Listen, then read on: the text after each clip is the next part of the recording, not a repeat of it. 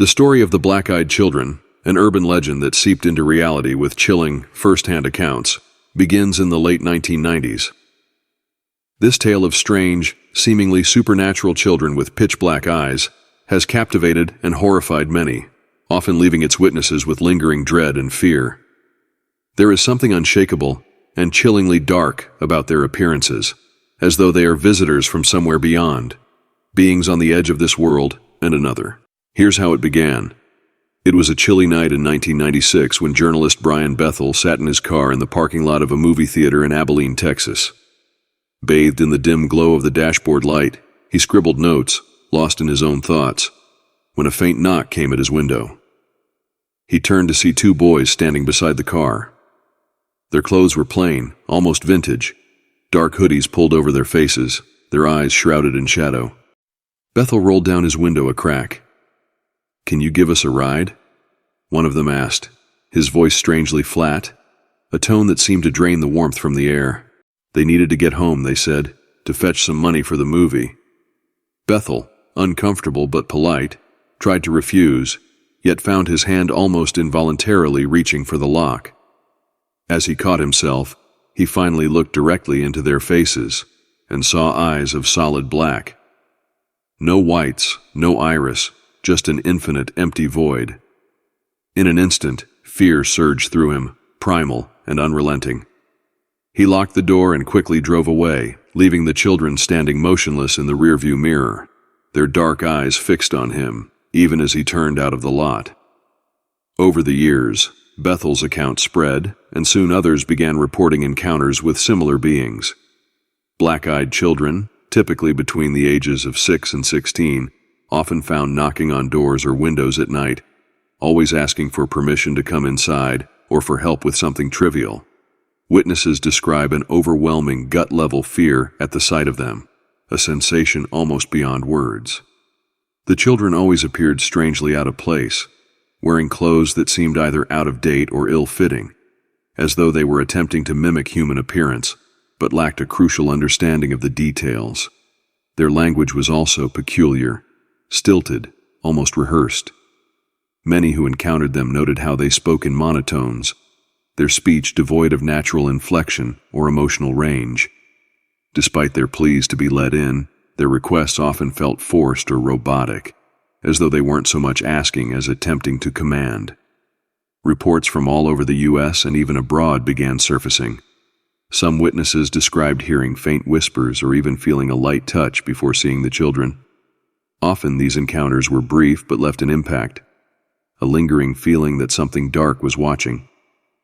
A man in rural Vermont awoke one night to hear knocking at his front door. When he looked through the peephole, he saw two young children, their heads down, asking to come inside. The man's dog growled, something it had never done before. Refusing to open the door, the man watched as the children simply stood, silent and unmoving, for what seemed like hours, before finally walking away into the night. Another man, stationed at a military base in Japan, described seeing two figures at the edge of the base perimeter. Despite strict security, the children somehow got close to him without setting off alarms. The children asked for a place to stay, but he too felt an unshakable terror and left quickly. Later he said he couldn't recall their faces, only their piercing black eyes that seemed to follow him long after he'd returned to his quarters. Common threads link each story. The children often appear at night, dressed oddly, always with those deep black eyes and an unwavering persistence to be let inside. Witnesses describe their presence as cold and unnatural, leaving the air heavy and still, with a sharp sense of dread. In some cases, the children seemed to know details about the witnesses, calling them by name or mentioning things they couldn't have possibly known. Speculation about the black-eyed children ranges from supernatural theories, suggesting they're demonic entities, or even alien-human hybrids, to psychological explanations, proposing that there's some kind of hallucination or shared delusion. Others believe they may be lost souls, trapped between worlds, or entities attempting to mimic human behavior, failing just enough to evoke primal fear. Some have claimed that letting these children in results in strange happenings afterward, an onset of bad luck, illness, or encounters with additional paranormal phenomena. Few claim to have allowed them inside, but those who do report unsettling feelings or a sense of inexplicable dread lingering in their home. To this day, no one knows precisely who or what the black-eyed children are. Their encounters leave more questions than answers, lingering like shadows in the minds of those who've seen them. Why do they always ask to be let in?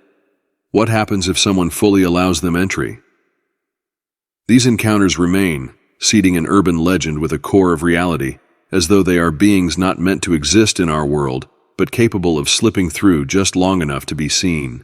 The chilling truth lies in the fact that many of the people who encounter them are often unrelated, in different places, yet experience the same paralyzing fear.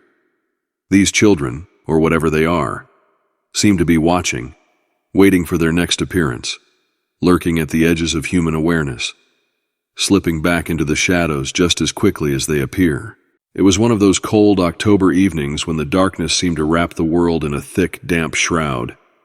The wind was still, yet there was a chill in the air that went beyond the temperature. This wasn't a chill that bit at your skin. It was the kind that wormed its way into your chest, that prickled the hairs on the back of your neck. A feeling of something lurking just beyond the edge of the visible. Sarah was alone in her small countryside home, nestled between thick clusters of pine trees. Her friends had left just hours earlier, and she was enjoying the quiet, replaying the laughter and warmth of their visit. She'd even kept the lights on, a habit from nights when she needed a little brightness to fill the silence. Tonight, though, the light didn't feel comforting. At around midnight, just as Sarah was about to turn off the lights and call it a night, she heard it, a faint but distinct knock on her door. So soft it was almost polite, yet insistent. She froze, her heart hammering. Her house was remote, surrounded by miles of wilderness, and it was unusual for anyone to come by unannounced. Visitors, especially at this hour, were unheard of. The knock came again, firmer this time, still controlled, but strangely urgent.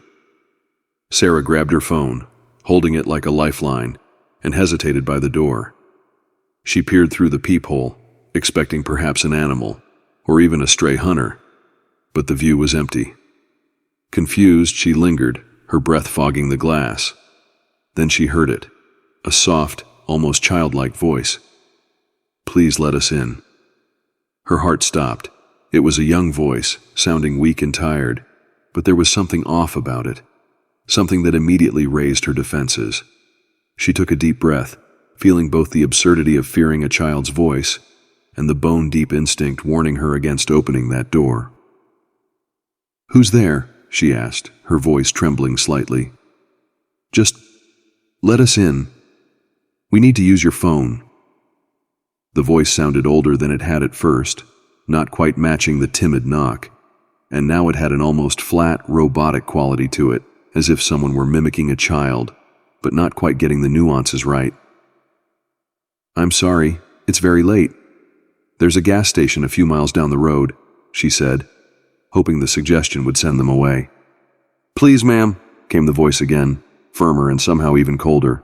"We're cold, and we need to use your phone. Let us in." The way they spoke, there was something strange about it, an eerie cadence that seemed almost rehearsed, mechanical. Her pulse raced, and despite herself, she felt compelled to answer, felt the strange urge to reach for the doorknob. But she resisted, keeping her hand firmly at her side. "No," she said, her voice more resolute. "I can't help you." There was silence, an eerie, hollow silence that stretched for so long she began to wonder if they'd left. Slowly, cautiously, she peered through the peephole again. There they were, two children, staring directly at her.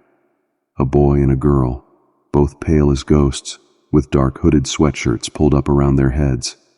She could just make out their faces, enough to see that they were younger, maybe 10 or 11. But then her gaze locked onto their eyes. Her breath caught.